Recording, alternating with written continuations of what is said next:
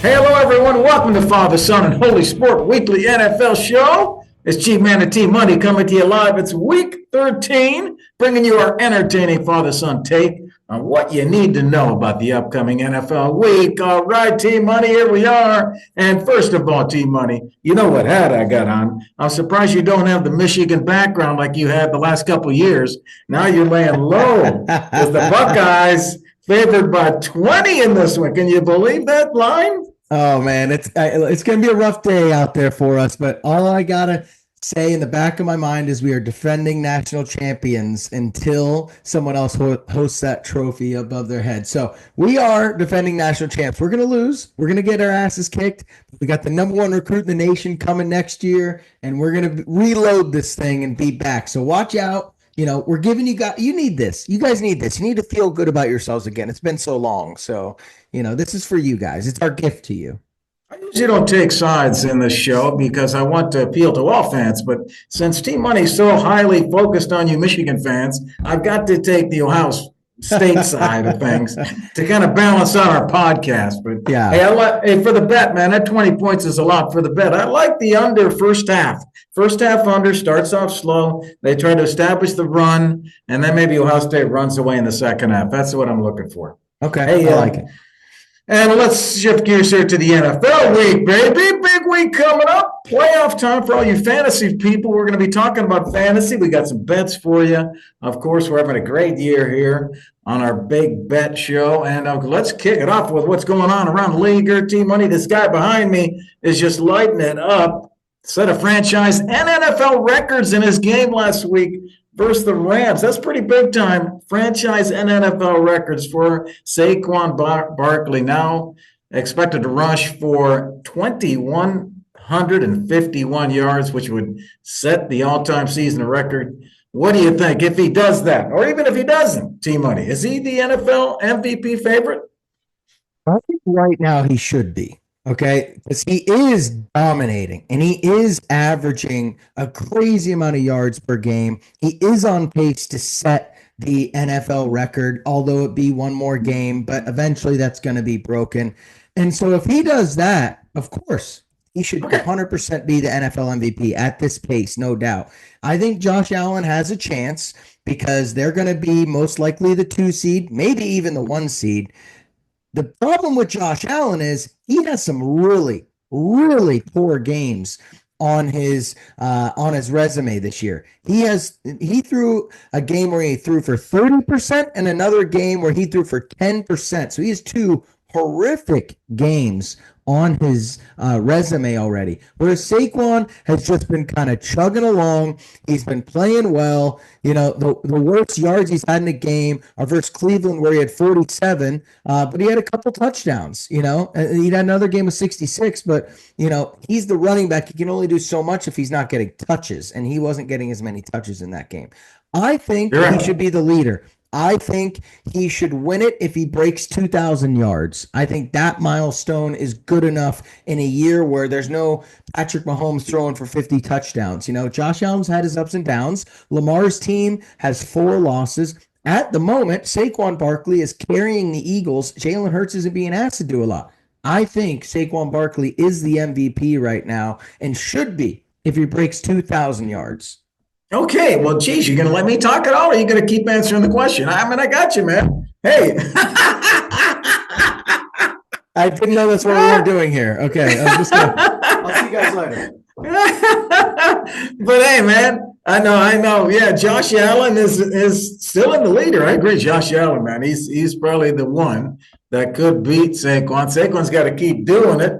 I agree. And Lamar's in there. Lamar is still up there in the hunt, in the conversation. How Jared Goff is 4th, I have no idea. Okay, he's played well. I know you've got probably a good argument, but still. Is Jared Goff in the conversation with those 3 guys? No, I don't think Jared Goff is, but usually the MVP comes from the 1 or the 2 seed. So, they're running away with the NFC record. Well, maybe, but they have a really tough road coming up. Their schedule's really back heavy. So look for him to kind of come back from that. So, yeah, I think the winner should be the one that can jump backwards over another NFL athlete. I think that's the guy. That's the person that should be the one. Insane. Yeah. Oh my gosh. But what was I looking at here, T Money? I was looking at which NFL running backs have won NFL MVPs, T Money. Who was the last running back to win the NFL MVP? I believe Adrian Peterson in 2012. You are correct, T Money. That's why we got you on this podcast, man. You know your stuff. You know your stuff. Uh, Hey, the Eagles have become the first team to outgain its opponents by at least 100 yards in seven straight games since the '93 Steelers. Since '93, the first team to outgain its opponents by at least 100 yards in seven straight games. The Eagles are doing it with that whole team effort on offense. It's amazing, and they're coming up against the Ravens, which should have been the Monday night or Sunday night game. I don't know why they didn't do it, but Sunday at 4, you're going to see them go down. The Ravens with Lamar. Maybe some of you think he should be the MVP against Saquon and the Eagles. We'll see what happens. All right. Yeah. Hey, in the span of a month, T-Money, talking about one of the other exciting players in the league, Jayden Daniels, morphed from superhuman rookie to an ordinary one.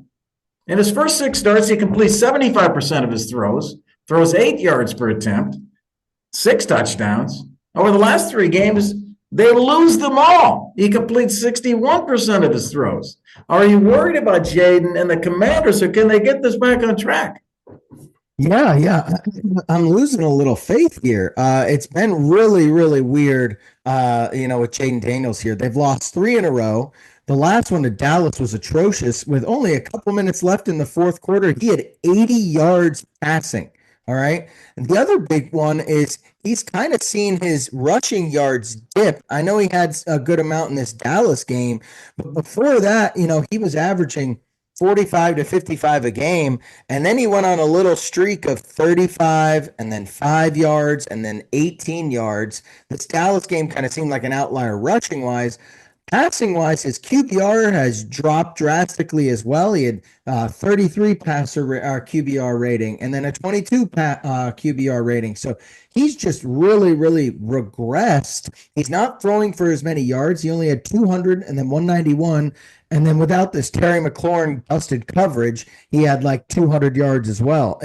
It's really concerning for Washington fans in general because, man, they are staring at missing the playoffs potentially when they seemed like a lock a little while ago. And so, it'd be really disappointing if they started out this hot. I think either way, Commanders fans in general should be really excited about the direction of this team. They clearly found a guy who's showing flashes of being one of the best quarterbacks in the league. He's a franchise guy already.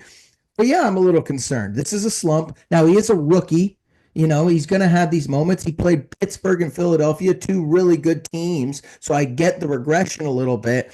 And then a divisional game versus Dallas. But, am I worried in the sense that in the future Jayden might be a bust? No. I'm worried in the sense that, the Commanders this year might miss the playoffs. Yeah, for sure. So I am a little worried. They need to get their feet back together here. They are going to play Tennessee this week. So that's a pretty easy win game if you just don't turn the ball over, because Will Levis certainly will. So if Jayden can play a decent, clean game, I think they're going to get back on track here. They got Tennessee, New Orleans next 2. They can, right the ship here. I agree with what you said. I like those points. T-Money, you're a smart guy. Let's to expand the conversation to running quarterbacks. I've been thinking about this whole thing with Jayden Daniels. Do you let this guy run or do you not let him run? Looking back at the running quarterbacks, who's the top of all time? Of course, Michael Vick has rushed for more yards than any other quarterback ever, and he averaged 42 yards per game. And you look at some of these guys now, Jalen Hurts, 40 yards a game. You look at Josh Allen, 37, almost 40 yards a game. Cam Newton was 40 yards a game. And guess what? Lamar Jackson, 60 yards per game.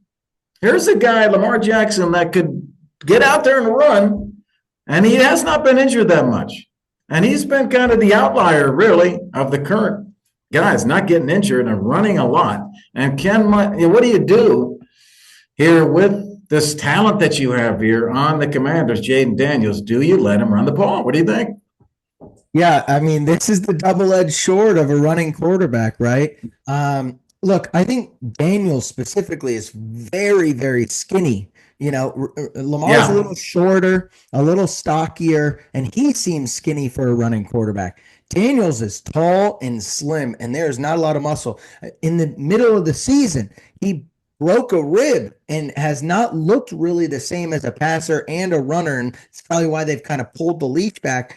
I think you got to try to protect him as much as you can. And then in big games, when you're playing divisional rivals, when you're trying to make the playoffs in a couple stretches during the playoffs, you got to pull that drape back. You really got to just go all in. You need to win those games. This weekend versus Tennessee, I don't think it's necessary. The guy's good enough in the pocket to sit there and win a game. He's proven that already. So it's a double-edged sword, G. That's kind of what I'm saying. Yeah. And I think Yeah. really he could take a book out of Kyler Murray.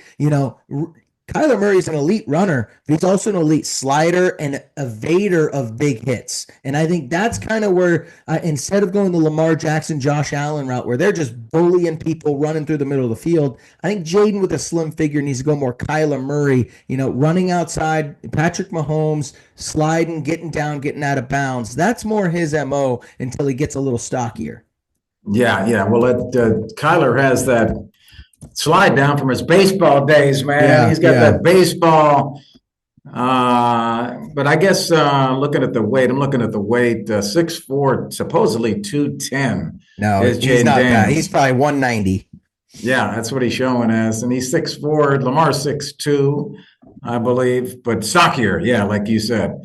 But yeah, that's a good strategy, and the offensive coordinator Kingsbury has to put that together. Yeah. So they do protect him during those games. I agree with you. Hey, going from a player who's peaking and may have peaked, and let's go to a player who peaked last year, C.J. Stroud. First round pick out of the Ohio State University Buckeyes, who are favored by 20 against Michigan this week. He looked like one of the best players in the league in his first season, T-Money. He won Offensive Rookie of the Year. But that doesn't all change, T-Money. He doesn't look right. Not the same. Should the Texans be worried about CJ and their team? Yeah. I'm a little nervous for CJ here and the Houston Texans. Now, luckily for them, their division is horrible. They're going to make the playoffs. But that was the expectation. I don't expect this team to miss the playoffs. They're good enough to do that. And I expect them to go win a playoff game for the first time in CJ's career. And he just has not shown that this year. His last game versus a not good Tennessee team, 2 touchdowns, 2 interceptions. He's not been playing well. Its passer rating has not been close to 100 in the last 4 games. And because of that, they've lost 3 out of the last 4 games. Dallas's defense was atrocious when they played him, so he didn't even really have to play or throw that much. They just ran away with that game. Look, I think I'm kind of in the opposite boat where I was with the Commanders, where, I'm not worried long term. CJ's not looking good long term. They are going to make the playoffs this year. And we need to see CJ step up and have a couple big time games, 3 touchdown, no interception, carving up defenses, and they're going to have a chance here. Houston has to play a pretty tough schedule in the back. I know they're playing Jacksonville this week, and that's an easy one to get back on track. But Miami is in the next one, and Miami is a really good back end. They have really good DBs. Then you got Kansas City, Baltimore in 2 of the last 3 weeks. So there's some big time games on there to really get a feel for where you are in the AFC rankings with some of the bigger name teams. So they got to get it together. D'Amico Ryans, get your freaking defense together. Tennessee shouldn't be putting 32 up on you. And CJ, stop trying to be Superman. Just get the ball to your playmakers. Yeah, good points. CJ, I love CJ's attitude. He's so mature. I mean, he takes responsibility. I hope he's successful because he's a great guy. But yeah, he's having a tough time. I agree with you there, T-Money. Want to expand this out also and talk about, defense is adjusting to these quarterbacks that are new in the league. You look at Jayden Daniels. Is it possible that the defenses know him a little bit better and know how to play against him? And the same with CJ. Yeah. If you kind of compare it to when, you were 16, you started to play a little basketball, you come up against G-Man one-on-one on the basketball court. I start to learn your tendencies. I start to shut you down. G-Man, started dominating one-on-one basketball against Team Money, because I learned your tendencies. Exactly. But is that something that these defenses, these are top-notch athletes out here in the NFL. Do they learn how to play against CJ and Daniels, some of these younger guys? Definitely, definitely. You see that all the time of, guys going on crazy runs, and then defensive coordinators are too smart not to pick up on this stuff. There's a lot of brilliant minds out there, a lot of guys trying to make a name for themselves just as defensive assistants, just watching film constantly. So I think the league is catching up to CJ a little bit. He did struggle last year too, and then he just kind of went on a tear. The Texans defense was really good, and he kind of had a short 6-game stretch that really put him on the map. But he did struggle last year too. He wasn't this world beater that kind of we put him in this bucket as. So yeah, CJ's got to get it together. He needs to take a step here and really get back on track. Stop trying to be Superman. Get the ball to Collins. Get the ball to Tank Dell. Those guys are playmakers. You got to scheme up some easy wins here to make things easier. Come on, CJ. Give T Money what he asked for. 3 touchdowns, no interceptions this week against Jacksonville. Hey, let's go to another quarterback. T Money, one more quarterback to cover here. Talking about the Vikings quarterback, Minnesota needed overtime to beat the Bears in Week 12, but quarterback Sam Darnold coming down the stretch got it, and the Vikings get their 4th straight win. Should the Vikings bring Sam Darnold back next year? Oh, man, I can't believe I'm saying this as a Michigan man, but I feel like they should. I love J.J. McCarthy, but wouldn't this be what you hope J.J. McCarthy is? You know what I mean? Like, you're like, man, I hope with J.J. McCarthy we can go 9-2. It's like, oh, well, we're doing that right now. And our quarterback's pretty cheap. I think that's going to be their only thing. If they're going to be a team out there that offers him 3 years, 25 a year. Because at that point, you're probably out and you need to go to J.J. McCarthy because your team is really good and you want to continue to fill that out and use the rookie contract. If you can get him again for what he's on now, I think $5-10 million, that's great. I would love to keep him at that number. I don't think that's going to happen because he's played so well. We were worried in the middle of the season, is he going to revert to his regular pumpkin self that we've kind of seen at the Jets, the Jets and the Carolinas. He went on a little stretch where he played Detroit and lost, and then the Rams and lost. And then even though he won versus Indy and Jacksonville, he didn't play well in those games. He had a total of 3 touchdowns, but 5 interceptions in that 2-game win streak they had after those 2 losses. Since then, he's kind of got things back on track. He played well versus Tennessee and Chicago, have 4 touchdowns, 0 interceptions, back to mistake-free football. And that's what you want out of a guy like Sam Darnold. Just don't turn the ball over. Our team's good enough to get you to the W. So I think Sam Darnold's really proven himself this year to be a capable Baker Mayfield type starter in this league. Maybe a little less than him, but Kirk Cousins, just a tier below those guys, the Brock Purdy's of the world, where you put him in an awesome system, you get some weapons around him at a good rate, $25 million, $30 million a year, not compared to these 60 million quarterbacks, and they could be good. So congrats to Sam Darnold. I think they should bring it back, but there's got to be the right dollar amount, right? He's doing a great job, and he isn't a superstar, but he's great in that system. As you said, he's got a great coaching staff, and they got a great defense. This is a balanced team. Their defensive team ranks number 1 in the league in EPA per play defensively. They only allow 197 total points, which is the 4th fewest in the NFL. And this week, Minnesota's at home. Arizona comes in. Arizona is kind of reeling here. They're falling apart, and they're going to lose that West. And they come into Minnesota. Minnesota favored in that dome. No snow's going to affect anybody there in Minnesota. But I'd like JJ to bounce back this week. JJ only had 2 catches last week, and they still won. JJ bounces back against Arizona's defense, which is terrible against the pass. And I think Minnesota gets another win here against Arizona. Hey, T-Money, let's thank our show sponsor, Blue Tees Golf. Go to blueteesgolf.com, everybody. Find affordable, high-quality golf products that can help you pick up your golf game. Hope you're golfing all the way through the winter, somewhere warm. Enter coupon code FSHS. Get a 10% discount on your full order. Also, do us a favor. Press that like and subscribe button. Help us continue to bring you the fun. Let's shift gears here, T-Money. Let's go do some of our picks here. Father Son Sports loves to give the picks to y'all. And T-Money and I looking at T-Money's having a great run here. 7-1 the last 4 weeks on his game picks. Nice job, T-Money. G-Man's 13-7 the last 4 weeks on his player props.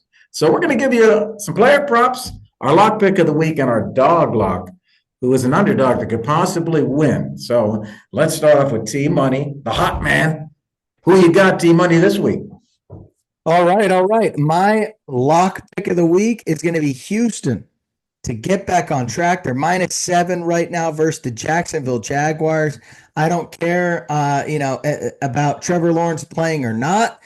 I don't think Jacksonville can score over 25 points in a game, even if they're clicking. So I think Houston's going to really try to get back on track here. They lost a tough one to Tennessee. They really need to continue to have control of this game. It is a divisional game, so Houston's going to take it serious, but it's in Jacksonville, good weather. I think CJ and this Houston Texans team has a bounce back game versus the Jags here. Blows them out of the water. Doug Peterson could get fired any day now. So look for Houston to take this one home handily. That's kind of where my head's at right now with the Texans and the Jags. So I got Houston -5. You are the hot man in that lock pick of the week. All right, nice job. Nice pick. Our G-Man's going to go to New York City, where the Jets are hosting Seattle. Seattle favored by 2. Seahawks T-Money are 5-0 against the spread the last 5 times they played the Jets. You worried about the Jets being at home? Don't want to do that? Don't worry. They're 3-7 against the spread in their last 10 home games. And the Jets also do not play well against the NFC. They're 0-5 against the spread the last 5 times they played the NFC. Oh, you think the Jets have a great defense?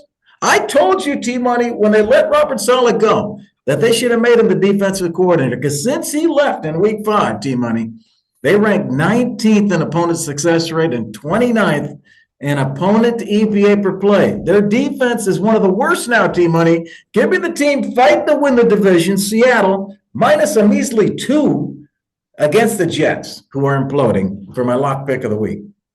All right. I like it. Okay. All right. My dog lock of the week here is going to be Tennessee. Okay. Tennessee been playing spicy lately. Will Levis kind of looking like a decent player. Is that what we're thinking here?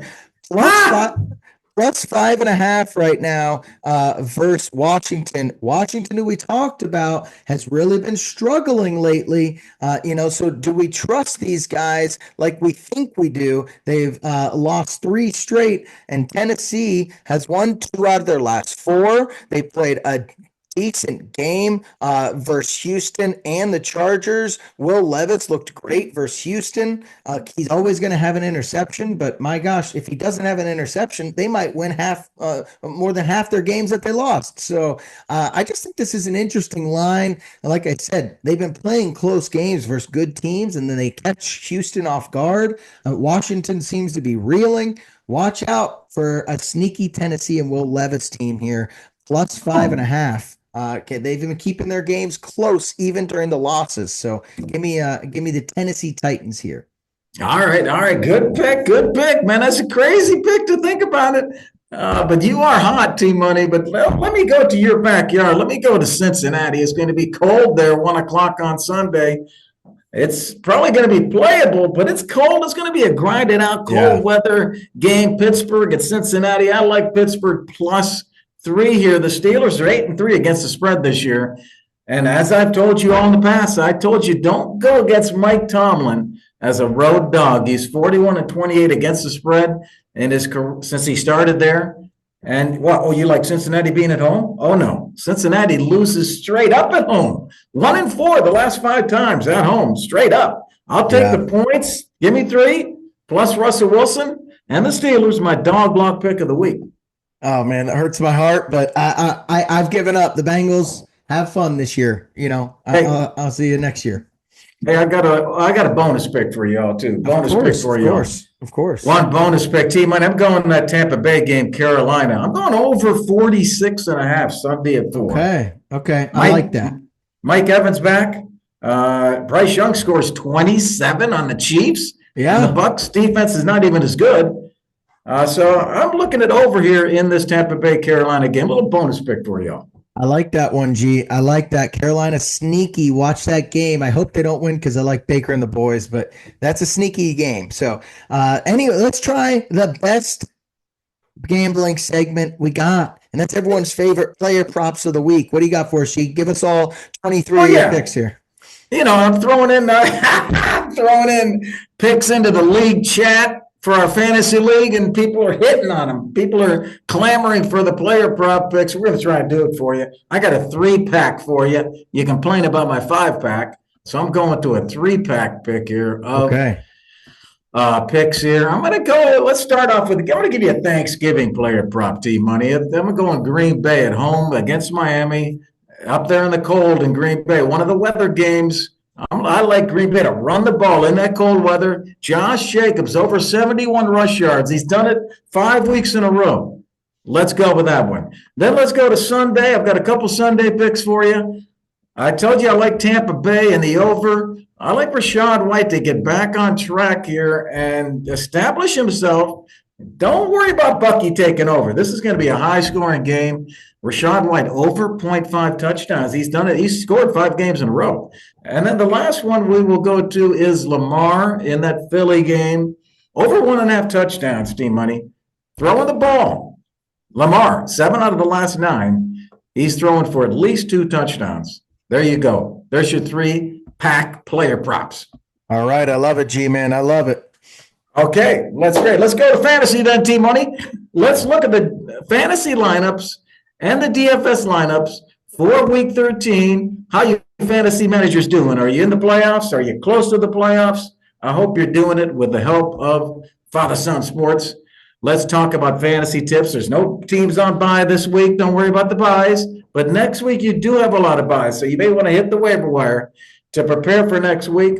Also, keep in mind we record on Wednesdays. A lot could change by Sunday, and you got the weather games. The weather games to be concerned with are Buffalo and Green Bay. Buffalo expecting big-time snow up there. Green Bay, very cold with wind. Check those 2 games out before you make your fantasy lineups. All right, let's go to our first game, hot and cold. We give you flex players of the week. G-Man's going to start with the hot. T-Money going to finish with the cold. Starters, you better put on your bench, baby.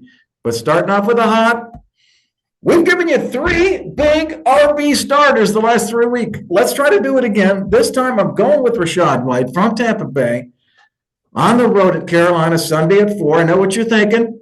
You want nothing to do with the Tampa backfield, but there's enough here to go around. White has had double-digit fantasy points 5 weeks in a row, and he has scored a touchdown every week. It's a great matchup, and I love his price on DraftKings, Team Money. You won't believe it. $5,300 on DraftKings. Not Give me bad. that Rachaad White. Start him and watch him. Running back flex pick of the week.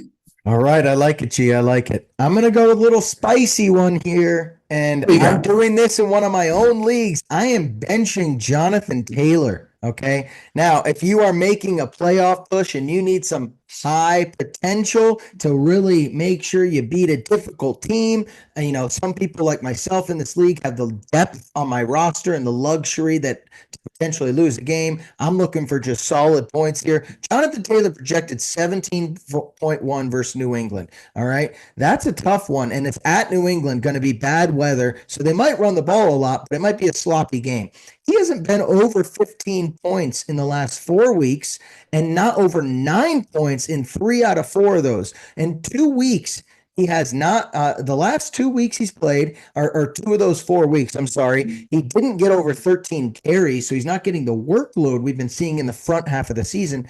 In the last 2 weeks specifically, he's only had one total catch, and that's with Anthony Richardson back at the helm. So he's not being targeted in the passing game here as well. So all of these are concerns. And so right now, I have the luxury to bench him for, a guy like Chase Brown or Brian Robinson Jr., who have been playing steady, consistent football. I need to see a little bit more from Jonathan Taylor before I can trust him. Again, if you need a boom player to catch a guy that's projected way ahead of you, and in your standings, you got to go play JT. I understand, but I have luckily the depth. I'd rather go play a guy like Tyrone Tracy, James Conner, Bucky Irving. You got these guys on your bench. I'd start them over Jonathan Taylor this week because we just need to see more consistency from him until we can trust him.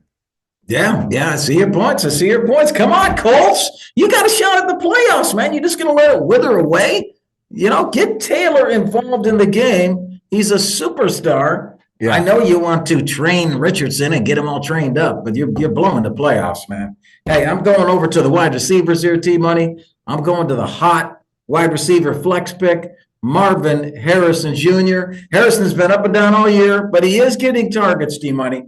The last 5 games, he's had at least 5 targets. Trey McBride is the real issue in Arizona. He's eating up all the catches, and the receivers are getting nothing. But Harrison is second on the team in targets.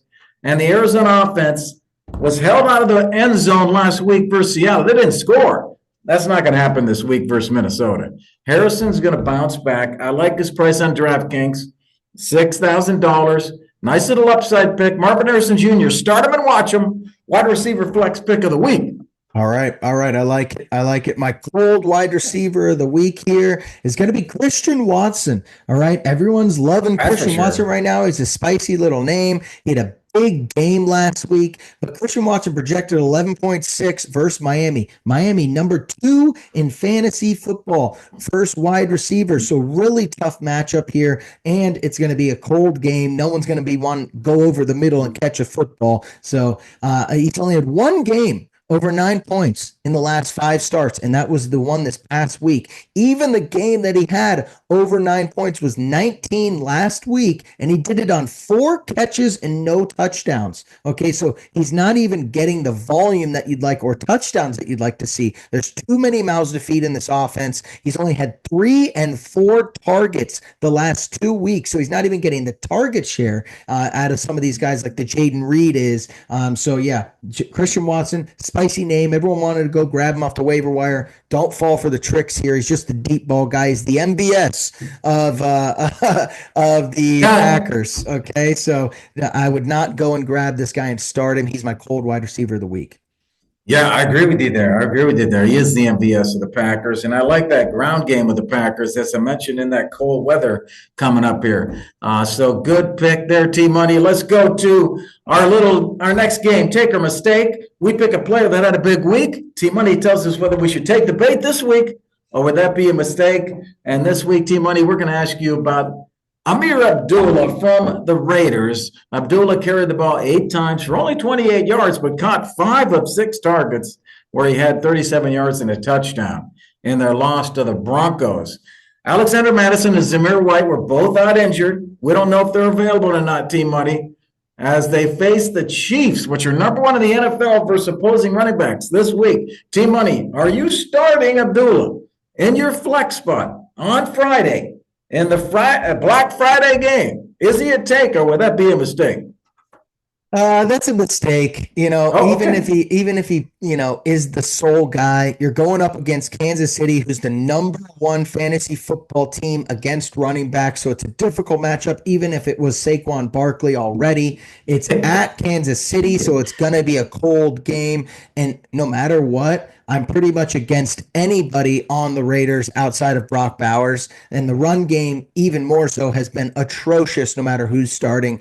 So I am adamantly against starting a Vegas running back, no matter who's in, who's out, or especially versus Kansas City team. So that is a not start for me. Okay, very confident pick this week, T-Money. No conditions on that pick. Hey, let's go to my DFS lineup, wrap the show up, pulling together who you should put together for your daily fantasy sports lineup. I'm going to go with Trevor Lawrence in that Jacksonville game. If he's healthy, check it out. We're recording on Wednesday, but if he starts, I do like his price, $5,400 on DraftKings for Trevor Lawrence, and he should get at least 18, 19 points. That's great value in a daily fantasy. At running back, I like Aaron Jones in Minnesota to keep it going. I like Rashad White, as you know, in the Tampa game. I picked Marvin Harrison at wide receiver. He's only $6,000. Brian Thomas Jr., if Trevor Lawrence starts. I like those two guys stacked together. Brian Thomas only $5,500. I'll throw Ladd McConkey in at the other receiver. And Trey McBride, the big guy from Arizona, at the tight end. Kareem Hunt at the flex in the cold in Kansas City. Running Kareem Hunt. They should be able to move the ball. $6,000 for Kareem. And I got the Broncos defense. So there you go. There's our DFS lineup. We had a great week last week. All right. I like it, G. Sounds good. All right, that's going to be fun, T-Money. We got a great week here for NFL football, going all the way from Thursday to Monday with games all over the place, spread out this week in Week 13. That's it for today's show. Father Son Sports loves bringing the NFL energy. Go Bucks on Saturday, baby. We hope you had fun hanging out with us. On behalf of T-Money, the Michigan man, I'm G-Man, the Buckeye man. Enjoy the Thanksgiving games. All right, enjoy the turkey and go blue. Peace.